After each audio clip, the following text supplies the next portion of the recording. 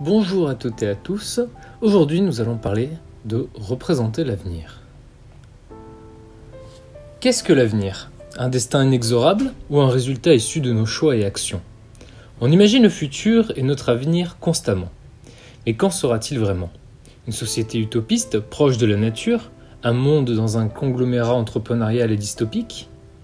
L'exemple littéraire ne manque pas, que ce soit 1984 de George Orwell, Le meilleur des mondes d'Aldous Huxley ou les romans de Isaac Asimov. Le futur inspire et a donné naissance au genre de l'anticipation et de la science-fiction. Le cinéma n'est pas sans reste. Entre les films comme Blade Runner, Minority Report, Tomorrowland ou les adaptations de Dune.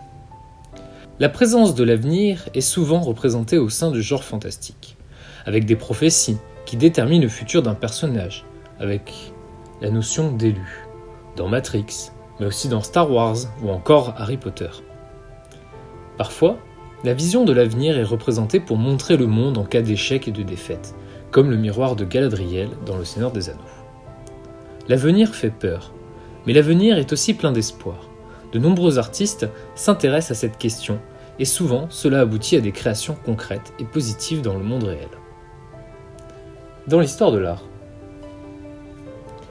le futurisme, né en Italie en 1909, est créé suite à l'édition du Manifeste du futurisme par Filippo Marinetti. Il se caractérise par une recherche de l'expression picturale du mouvement. Il s'inscrit dans le prolongement du cubisme.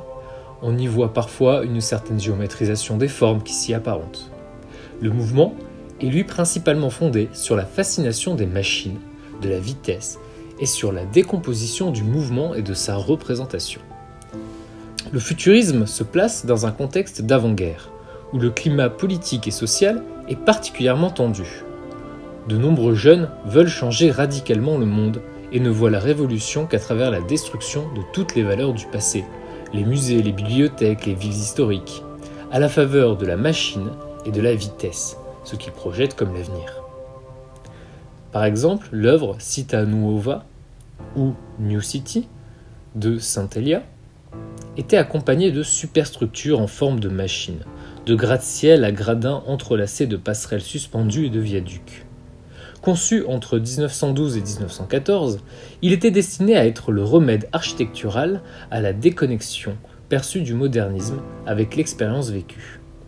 Dans les premières années du XXe siècle, les machines modifiaient la façon dont les humains vivaient dans le monde, facilitant le mouvement et la production industrielle à un rythme en constante accélération. Carlo Carra, dans Manifestazione Interventista, donne un mouvement sans fin, mêlé de mots et de phrases. La matière picturale et l'écrit se mêlent au sein de la composition artistique. Aujourd'hui, la combinaison texte et image est devenue inséparable, et le fond et la forme se confondent et s'enrichissent. Qu'elle soit fixe ou animée, l'image opère une influence sur le texte, sur la diffusion et la réception des idées. Fritz Lang, avec Metropolis, peut lui être considéré comme le point de départ de la science-fiction, grâce à l'utilisation de nombreux trucages permettant la visualisation d'une ville futuriste intrigante, voire inquiétante, dans un contexte de reconstruction d'après-guerre. Du XXe siècle à nos jours. À quoi ressembleront les villes du futur ? Chacun se fait sa petite idée, alimentée par les nombreux films futuristes qui y vont de leur invention fantastique et décors. Personne ne sait de quoi l'avenir sera fait, mais il est souvent amusant ou inquiétant de l'imaginer. L'agence Immortal Arts a joué les visionnaires en pensant la ville de 2114. Les premières secondes du film sont réelles. On y voit des voitures de marque familière circuler à grande vitesse sur une voie rapide qui pourrait avoir sa place dans de nombreuses villes du monde. Puis apparaissent, de part et d'autre de la route, les premiers immeubles semblant tout droit sortis d'un film de science-fiction. Leur design excentrique et la lumière bleutée qui les nimbe leur donnent une allure chimérique. Puis, la route, elle aussi se transforme, le bitume laissant la place à un revêtement de nature inconnue, et les véhicules prenant l'allure de vaisseaux spatiaux, semblant flotter à quelques centimètres de la voie ou traversant les airs. La ville de 2114 prend forme sous nos yeux. On peut aussi penser à la ville du globe captif, qui est un rendu de l'approximation intuitive de Rem Koolhaas, de l'architecture de Manhattan. Ce dessin, selon Koolhaas, célèbre la culture de la congestion de Manhattan, présentant une grille implacable comme caractéristique primordiale de Manhattan. Dans ce schéma, chaque pâté de maison est désigné pour incarner une valeur ou une philosophie différente, parmi lesquels de nombreux mouvements d'avant-garde considérés auparavant comme incompatibles. Chaque bloc, qui est lui-même une ville, est surmonté d'une structure qui représente sa fonction ou son identité.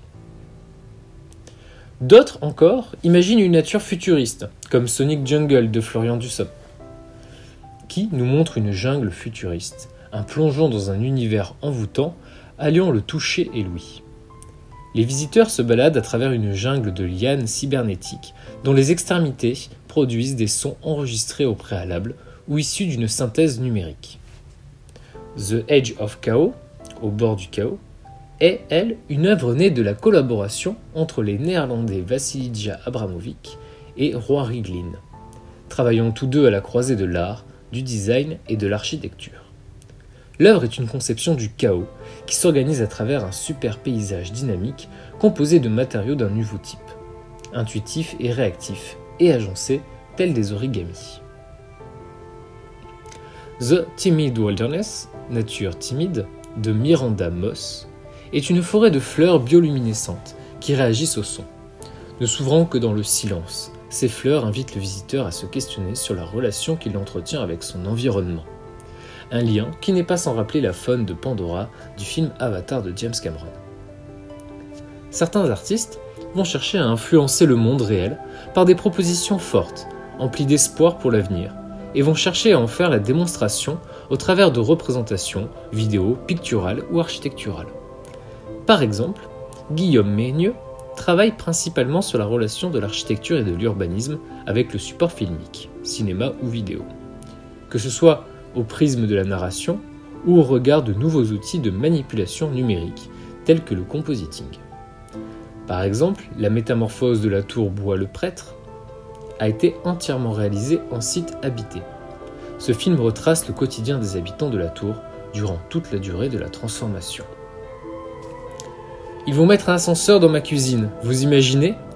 Ils sont fous, s'inquiète à quelques semaines du début des travaux Madame C, 95 ans.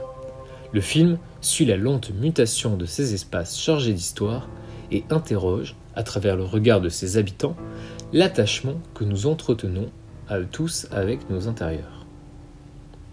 Yona Friedman imagine, lui, les villes de demain, et comment celles-ci peuvent positivement influencer ses habitants. Sur des problématiques utopiques, Friedman propose une évolution des consciences sur notre façon de vivre pour faire émerger de nouvelles propositions urbaines pour notre futur contemporain. Il propose alors des variations de vie possibles, dans son travail plastique qui est issu de sa propre fantaisie.